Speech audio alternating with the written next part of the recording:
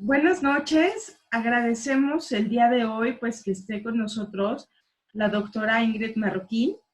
Muchas gracias, doctora Ingrid. La doctora es Gracias a médico ti. integrista, tiene una alta especialidad en obesidad y trastornos de la conducta alimentaria, así como diabetes. Denme un segundo, tengo un blooper ahora.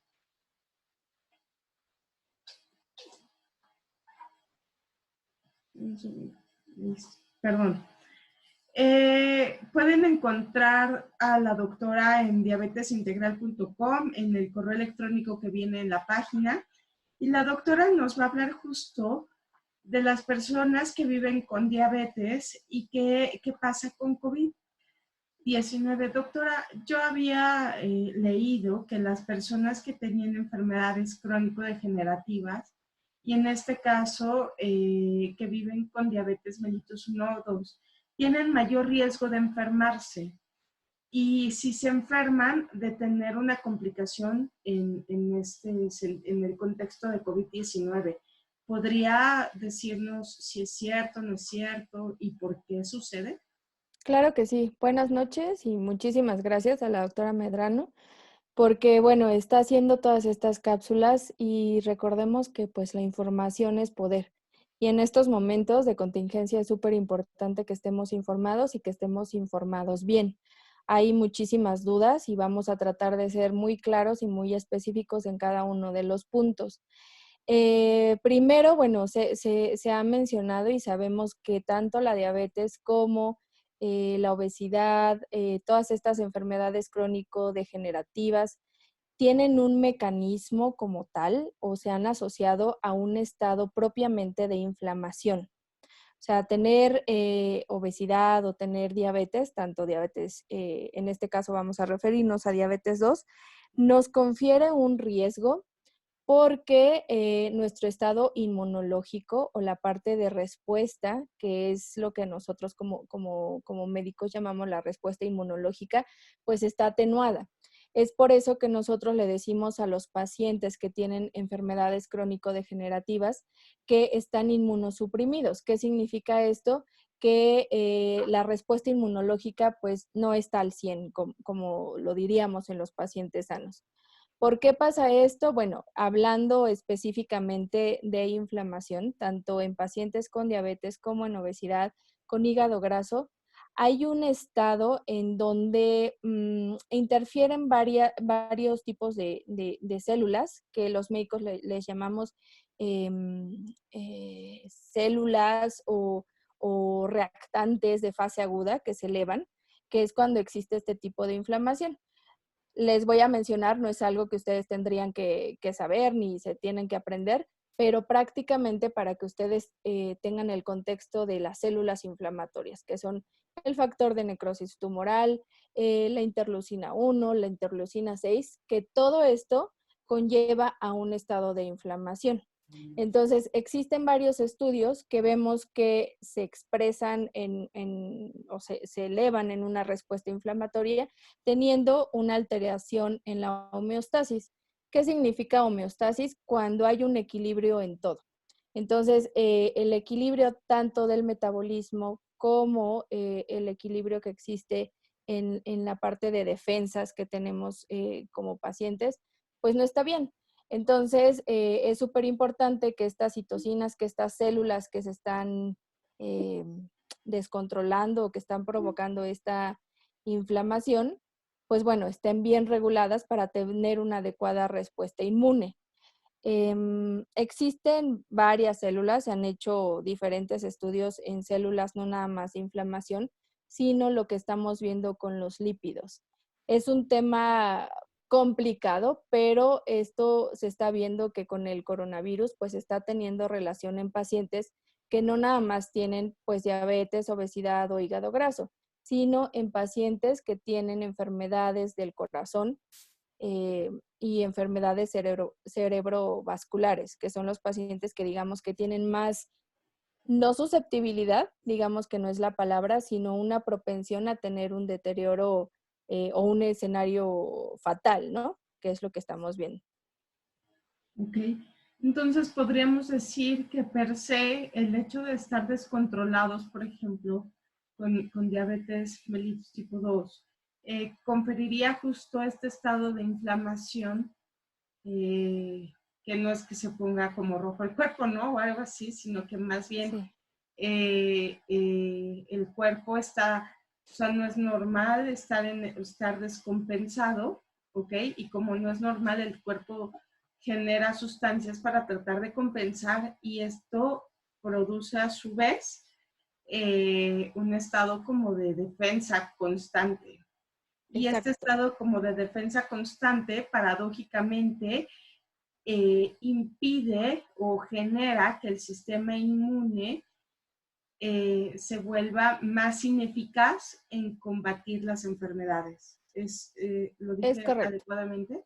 exactamente, Perfecto. exactamente. O sea, todo esto, algo que menciona la doctora y es algo muy importante en los pacientes con diabetes es la parte del descontrol, que no sé si vamos para allá en la siguiente pregunta. Sí, exacto. O sea, la pregunta sería, bueno, ya sabemos que la parte más importante es que estén controlados, perdón, que tienen esta posibilidad, ¿no? De enfermarse o de complicarse más fácilmente. La pregunta sería, ¿qué hay que hacer para disminuir ese riesgo? Ok, bueno, ya por el simple hecho de tener estas enfermedades crónicas que hemos estado mencionando, pues ya sabemos que va a haber una inflamación. Eso no va a ser algo que, pues, que se pueda evitar como tal, pero algo en lo que sí se tiene que tener extremadamente importancia para no llevar a una complicación mayor o a un desenlace fatal es que el paciente esté controlado.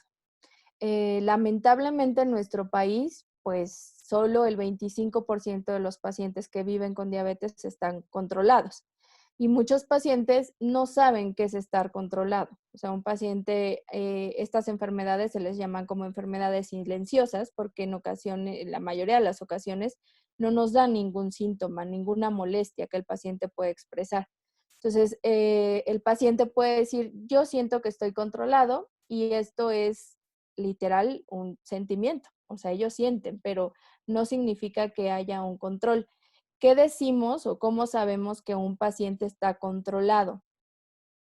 Dentro de esta parte de inflamación hay otra palabra muy importante que es la toxicidad. Literal, la glucosa o el azúcar se convierte en un tóxico para nuestro organismo. Entonces, hay una tríada muy importante, 3 glucosas que deben de estar controladas para evitar esta glucotoxicidad. ¿Y cuáles son? Primero, las mediciones, que son muy importantes que se tienen que hacer los pacientes, y son las siguientes: la glucosa en ayuno, la glucosa postprandial y la hemoglobina glicosilada. Si gustan, podemos hacer el comentario de cuáles son los rangos en los que debe de estar un paciente para que por lo menos teniendo estos rangos, ya sea en su casa, que ustedes estén haciendo glucometrías o que pueden hacer una prueba de hemoglobina glicada posteriormente a estas contingencias, porque el objetivo no es saturar ahorita los servicios de salud, pueden ir a un laboratorio y tener esta prueba. La glucosa en ayuno debe de estar en rangos menores a 130 miligramos sobre decilitro. La glucosa postprandial, que significa tomarnos la glucosa 2 horas después del primer bocado de cualquier alimento, ya sea del desayuno, de la comida o de la cena, esté en rangos menores a 180.